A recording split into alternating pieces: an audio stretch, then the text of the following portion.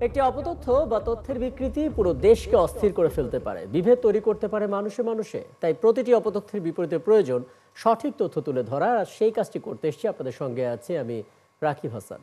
আমন্ত্রণ জানাচ্ছি রিউমার চেকনে একাত্তরের নিয়মিত আয়োজন ফেক নিউজ স্ক্যানারে। এবং আজ আমাদের সঙ্গে আছেন internet service provider association of Bangladesh আইএসপিএবির সভাপতি আমিনুল হাকিম, এবং আছেন রিউমার স্ক্যানারের জ্যেষ্ঠ ফ্যাক্ট চেকার তানবীর মাহতাব আবিদ। আপনার দুজনকে স্বাগত জানাচ্ছি এবং আমরা আলাপে যাব। তবে তার আগে যথারীতি একটা প্রতিবেদন দেখার চেষ্টা করব, যাতে করে একটা ধারণা পাওয়া যায় যে কি ধরনের অপতথ্যগুলো আসলে ছড়িয়েছে।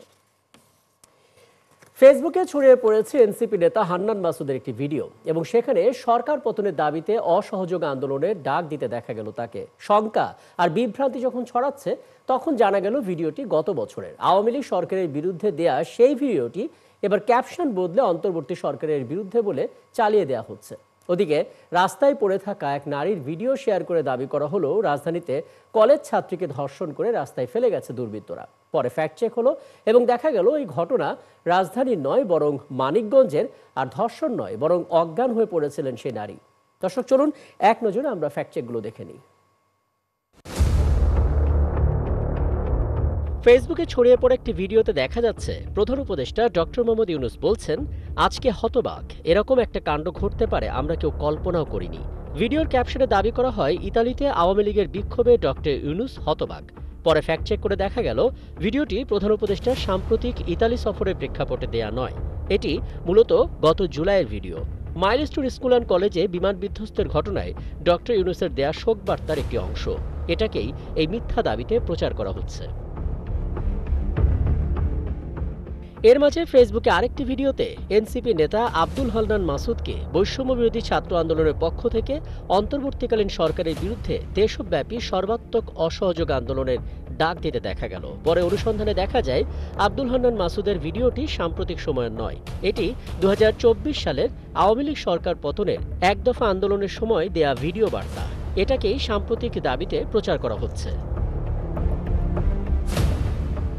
এসবের মাঝে সামাজিক যোগাযোগ মাধ্যমে রাস্তায় পড়ে থাকা এক নারীর ভিডিও শেয়ার করে দাবি করা হচ্ছে রাজধানী ঢাকায় কলেজ ছাত্রীকে ধর্ষণ করে রাস্তায় ফেলে গেছে দুর্বৃত্তরা। প্রশাসনকে ফোন দিলেও ঘটনাস্থলে নাকি উপস্থিত হয়নি কেউই। সবকিছুর জন্য প্রধান উপদেষ্টাকে দায়ী করে পদত্যাগের দাবিও করা হয়। তবে সত্যিটা সামনে আনে সিএ প্রেস উইং ফ্যাক্টস। অনুসন্ধান করে তারা জানায়, এই ভিডিওটি রাজধানীতে কলেজ ছাত্রী ধর্ষণের পর রাস্তায় ফেলে রাখার দৃশ্য নয়। এমনকি ভিডিওটি ঢাকারও নয়। এটি গত ৫ অক্টোবর মানিকগঞ্জের সিংগাইর উপজেলা পরিষদের সামনে মিম নামে এক নারীর অজ্ঞান হয়ে পড়ে থাকার দৃশ্য। পরবর্তীতে ইউএনও এবং পুলিশের সহযোগিতায় তাকে পরিবারের কাছে হস্তান্তর করা হয়। সেখানে ধর্ষণের মতো কোনো ঘটনাই ঘটেনি। এখানে শেষ নয়, ডোনাল্ড ট্রাম্পের ছবি যোগ করে আরটিভি ডিজাইনের একটি ফটোকার্ডে দাবি করা হয় ৭ দিনের ভেতর শেখ হাসিনার হাতে ক্ষমতা বুঝিয়ে দিতে হবে ডোনাল্ড ট্রাম্পের নির্দেশ। তবে রিউমার স্ক্যানার টিমের অনুসন্ধানে জানা যায় এমন শিরোনামে আরটিভি কোনো সংবাদ প্রকাশ করেনি। ডিজিটাল প্রযুক্তির সহায়তায় আরটিভির ফটোকার্ড নকল করে এটি তৈরি করা হয়েছে। দর্শক, এসব অপতথ্যগুলো ধরন বিশ্লেষণ করে দেখা গেল ধর্ষণের মতন সংবেদনশীল ইস্যুকে ঘিরেও হচ্ছে মিথ্যাচার। গুজবকে সত্য প্রমাণের জন্য মার্কিন প্রেসিডেন্ট ডোনাল্ড ট্রাম্পের নামে ভুয়া বক্তব্য ব্যবহার করা হচ্ছে। পুরনো ভিডিওর ক্যাপশন বদলে চটকদার শিরোনাম দেওয়া হচ্ছে।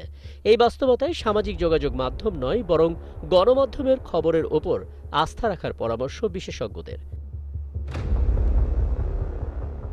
রাকিব হাসান, একাত্তর, ঢাকা। আমরা একটা ধারণা পেয়ে গেলাম এবং দেখতে পেলাম আসলে কি ধরনের অপতথ্যগুলো ছড়িয়েছে, এবং আমরা এখান থেকে আলাপটা শুরু করতে চাই। আগে জানিয়েছে আমাদের সঙ্গে আছেন আইএসপিএবির সভাপতি আমিনুল হাকিম, এবং আছেন রিউমার স্ক্যানারের senior fact checker Tanvir Mahtab Abid. দুজনকে স্বাগত জানাচ্ছি আরও একবার। এবং জনাব আমিনুল হাকিম, আপনার কাছে আসবো, তার আগে আরও কিছু তথ্য একটু জানার চেষ্টা করি। তানবীর মাহতাব আবিদ, একটু বলবেন, মানে গেল ২৪ ঘন্টার নানামুখী অপতথ্যগুলো ফ্যাক্ট চেক আপনারা করেছেন, বিশেষ কোনো প্যাটার্ন খুঁজে পাচ্ছেন কিনা? কারণ সাম্প্রতিক সময়ে অনেক কিছুই ঘটছে, বিশেষ করে প্রধান উপদেষ্টা দেশের বাইরে যে সফরগুলো চলছে সেটা নিয়েও আমরা রিউমার ছড়াতে দেখছি। পুরনো ভিডিও নতুন করে ক্যাপশন বদলেও দিতে দেখলাম। কি কি পেলেন আসলে আজকে? ধন্যবাদ। আমি একটা খবর দিয়ে শুরু করি। জি। এটা আশঙ্কার খবরই।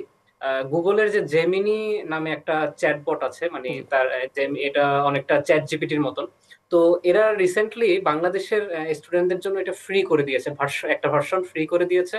তো এটার ফলে হবে কি, যে এআই ছবি, ভিডিও এখন খুব সহজে আরো বেশি বানানো যাবে। জেমিনি জেমিনি যেহেতু এটা একটু অ্যাডভান্স লেভেলের একটা টুলস, ওরা ফ্রি করে দিয়েছে বাংলাদেশের ছাত্রদের জন্য, যারা বিশ্ববিদ্যালয়ের আইডি আছে এবং স্টুডেন্ট হিসেবে যারা আছেন, তারা সহজেই হচ্ছে ফ্রি ভার্সনটা এখন অ্যাক্সেস করতে পারবেন। তো এটার কারণে আমরা আশঙ্কা করছি যে আরো বেশি বাড়বে, এবং এটার কিছু উদাহরণ আমরা দেখছিও সামনে। আমি একটা গত রাতে একটা দেখলাম যে আল জাজিরার একটা স্টুডিওর একজন সংবাদ পাঠিকা সংবাদ পাঠ করছেন, এবং তার সামনে দিয়ে একটা ইঁদুর দৌড়ে চলে যাচ্ছে। তো এটা দিয়ে আমাদের কাছে মিডিয়া থেকে একটা রিকোয়েস্ট এসেছে যে এটা আসলে এআই কিনা, পরে দেখা গেল যে এটা আসলে এআই। তো এই জিনিসগুলো কিন্তু আরো বাড়বে সামনের দিনগুলোতে, যেগুলো আসলে মনে হচ্ছে বাস্তব। এমন কোন এলিমেন্ট আপনি খালি চোখে দেখে বুঝবেন না যে এখানে মানে অবাস্তব কিছু, আপনার কাছে দেখে মনেই হবে এটা বাস্তব। তো এই জিনিসগুলো আর সামনের দিনগুলোতে আরো বাড়বে, এটা একটা চ্যালেঞ্জ। আর আপনি যেটা আপনার রিপোর্টে বলছিলেন যে ফটোকার্ড ইস্যু গুলো, ডোনাল্ড ট্রাম্পের ইস্যু, ফটোকার্ড গুলো আবার বাড়ছে, এটা খুবই আশঙ্কার বিষয়। আমরা গত 3 মাসের একটা অ্যানালাইসিস এখন করছি, যেটা সম্প্রতি আগামী কয়েকদিনের ভিতরে পাবলিশ হবে। তো ওটাতে আমরা দেখছি যে ফটোকার্ডের ইস্যুগুলো, যেগুলোতে ভুয়া ফটোকার্ড, সম্পাদিত ফটোকার্ড গণমাধ্যমের, এগুলো মাঝে কমে গিয়েছিল। এটা আমিও এই প্রোগ্রামে বলেছিলাম যে মাঝে একটু কমে গিয়েছিল, এখন আবার আশঙ্কাজনকভাবে বাড়ছে। এটা একটাই কারণ, সবাই জানেন যে নির্বাচন সামনে, এবং নির্বাচন প্রেক্ষাপটে রাজনৈতিক ইস্যুতেই হচ্ছে এই ফটোকার্ড গুলো ছড়াচ্ছে। তো এই ধরনের কিছু চ্যালেঞ্জিং ইস্যু রিসেন্টলি আবার অ্যারাইজ হতে দেখছি আমরা, যেটা আসলে আমাদের জন্য একটা চ্যালেঞ্জিং ব্যাপার হয়ে দাঁড়াবে সামনের দিনগুলোতে আর কি। একদম। আমি আসলে এই পয়েন্টগুলো ধরে পরবর্তীতে আবারও আপনার কাছে আসবো, যাতে করে একটা ধারণা পাওয়া যায় যে কি ধরনের পদক্ষেপ নেওয়াটা জরুরি। জনাব আমিনুল হক, আপনি শুনলেন মানে এমন একটা সময় জেমিনির একটা পোর্শন ওপেন করে দেওয়া হলো, ফ্রি করে দেওয়া হলো আমাদের জন্য, যখন থেকে আর মাস 4 বা 5 পরেই হয়তো আমাদের জাতীয় নির্বাচন, যদি সব কিছু ঠিকঠাক থাকে।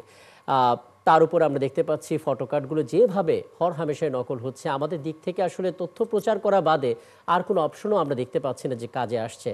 আপনার দিক থেকে কি ধরনের ঝুঁকি আপনি টের পাচ্ছেন, এবং কি ধরনের ব্যবস্থা আসলে এখনই নেওয়া উচিত আমাদের? ধন্যবাদ। প্রথমত হচ্ছে যে তানভীর সাহেব যেটা বললেন যে যে কোনো ইভেন্ট, বিশেষ করে আমাদের সামনে জাতীয় নির্বাচন হচ্ছে, এই নির্বাচনের উপর বেস করে আমরা মোটামুটি সবাই জানি যে কিছু অপতথ্য কিংবা ফেক নিউজ এখন প্রচুর পরিমাণে ছড়িয়ে পড়বে। তো সর্বপ্রথম আমি সবসময় যেটা বলে থাকি যে আমাদের আসলে সচেতনার বিকল্প আসলে নেই।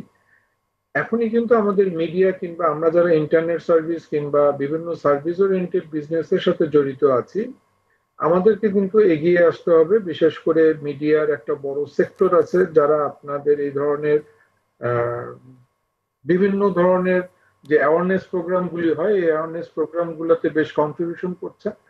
তা আমার কাছে যেটা এখন মনে হচ্ছে কি আপনার একটু আহ, সাধারণ ইউজার যারা আছে তাদেরকে কিছু ডিজিটাল এডুকেশনের দিকে নিয়ে আসতে হবে। আমি যদি স্পষ্ট করে বলতে পারি সেটা হচ্ছে কি, আপনি দেখেন আমাদের যে ফেক নিউজ গুলি, ফটোকার্ডের যেটা বললেন, একটা ইমেজ রিলেটেড হয়, আর একটা হচ্ছে কি আমাদের ভিডিও তৈরি করা হচ্ছে। জি।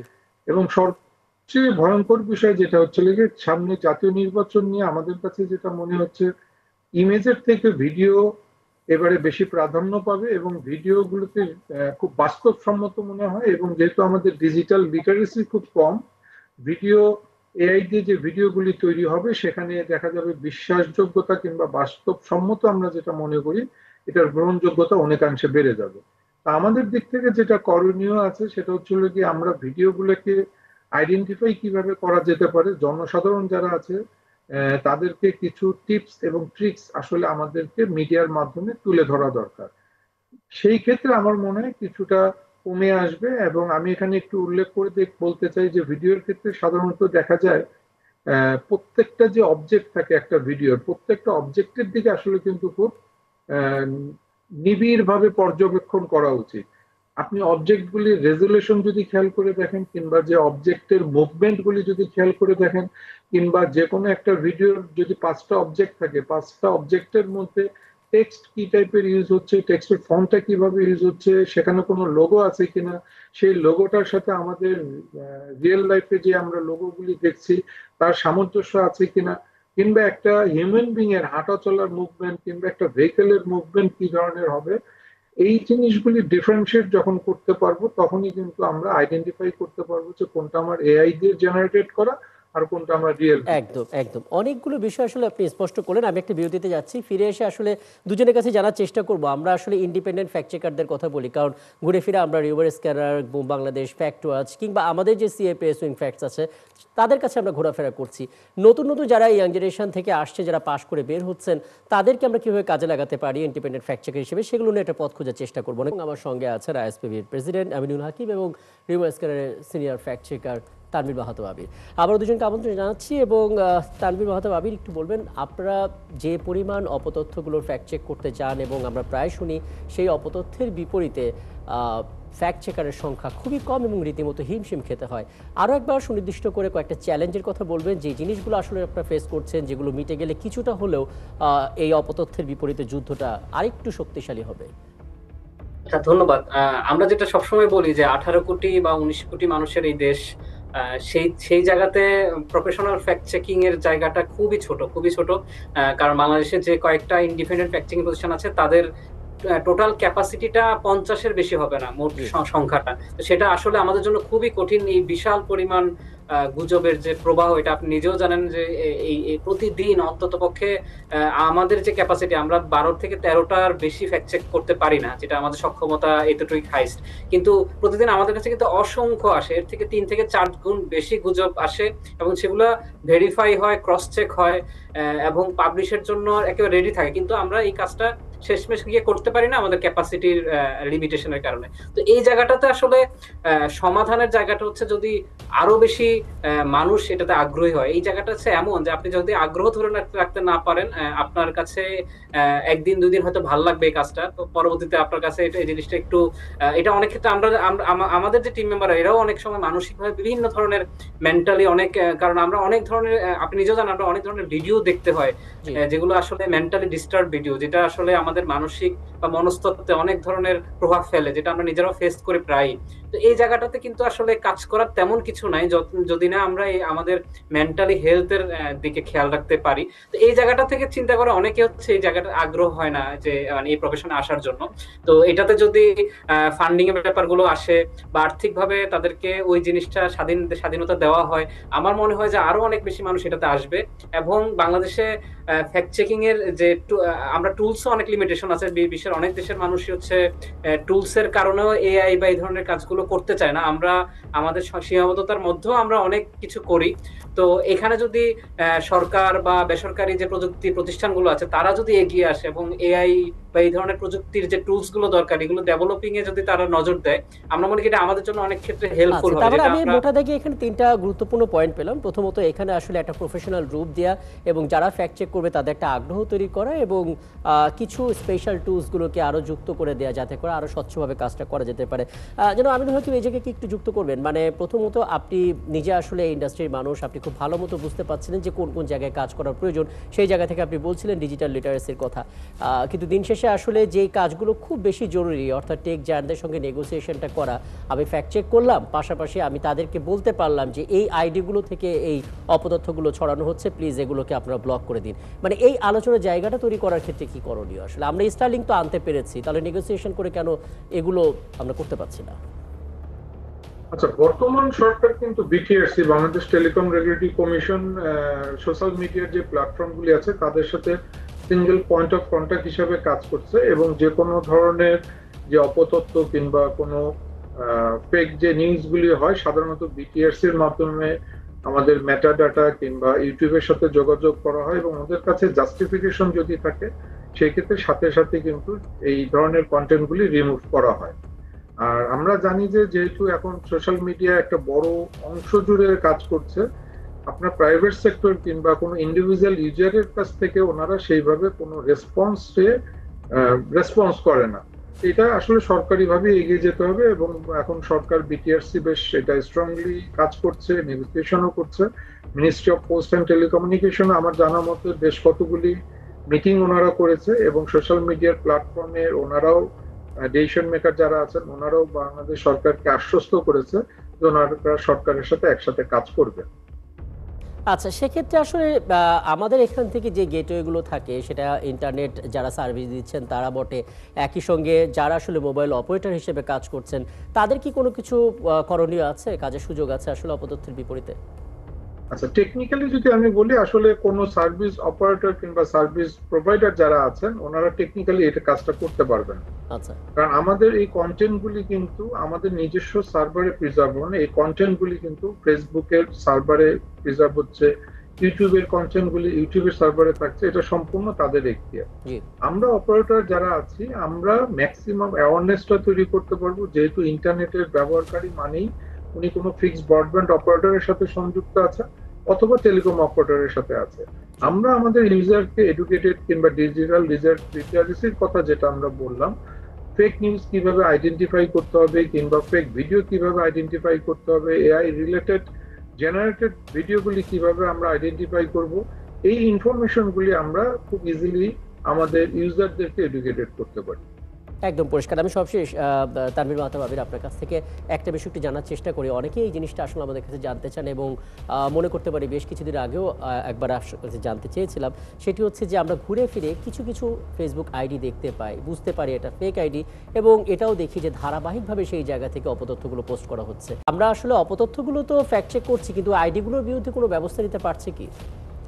আচ্ছা, আপনি খুব ভালো একটা প্রশ্ন করেছেন। আমি একটা সুখবর দিতে চাই। জি, ৭১-এর একজন নিউজ প্রেজেন্টার আছেন সারা মেহজাবিন। তার নাম এবং ছবি ব্যবহার করে অন্তত আমরা ৩ টা অ্যাকাউন্ট পেয়েছি এক্স এবং ফেসবুকে, এবং এই অ্যাকাউন্ট গুলো ভেরিফাইড ছিল এবং প্রচুর ভাইরাল হতো এই অ্যাকাউন্ট গুলোর পোস্ট। তো আমরা এটা আমাদের আই ইউনিট, একটা বিশেষায়িত ইউনিট আছে, ইনভেস্টিগেশন ইউনিট, এই ইউনিট থেকে কাজ করার পর এই অ্যাকাউন্ট গুলো বন্ধ হয়ে গেছে। এবং গত ১ সপ্তাহ আগে আমরা যে কাজ করার পরে গত ১ সপ্তাহ ধরে এই অ্যাকাউন্ট গুলো আর ফেসবুক বা এক্সে নেই, এবং এগুলো থেকে আর অবতথ্য ছড়াচ্ছে না। এবং খুবই মানে ইন্টারেস্টিং বিষয় হচ্ছে যে আমরা মানে সার্চ করে দেখলাম যে গত ২-৩ দিনে অনেকেই এই আইডিটাকে জি, খুঁজছেন যে এই আইডির লোক কোথায় বা জি, সারা খান কোথায়, মানে এটার নাম ছিল সারা খান। তো জি, তার মানে মানুষজন আস্তে আস্তে বুঝতে পারছে যে এই অ্যাকাউন্ট গুলো এবং সম্প্রতি সারা মেহজাবিন যিনি আসল ব্যক্তি, তিনি এই প্রোগ্রামে এসেছিলেন, তিনি তখন সেখানেও বলেছেন, এমন আমরা অনেক কমেন্ট দেখেছি অনেক ব্যক্তির যে হ্যাঁ উনি তো এসে এটা বলেছেন যে এটা আসলে ওনার ফেক আইডি। তো মানুষ আসলে বুঝতে পারছে যে এটা আসলে ভুয়া আইডি ছিল। তো আপনি যেটা বললেন যে এরকম ভুয়া আইডির পেছনে কেউ না কেউ একদম, আছে, একদম। আসলে আমার হাতে সময় থাকলে তানভীর এই আলাপটা আরেকটু দীর্ঘ করতাম, তবে এটা নিশ্চয়ই একটা সাধুবাদ আপনাদের প্রাপ্য, কারণ দীর্ঘদিন ধরে আসলে আপনারা টার্গেট করেছিলেন এবং শেষ মুহূর্ত পর্যন্ত চেষ্টা করে সফল হলেন। অনেক ধন্যবাদ। নিশ্চয়ই সামনে কোনো আয়োজনে আবারও আপনাদের সঙ্গে কথা হবে।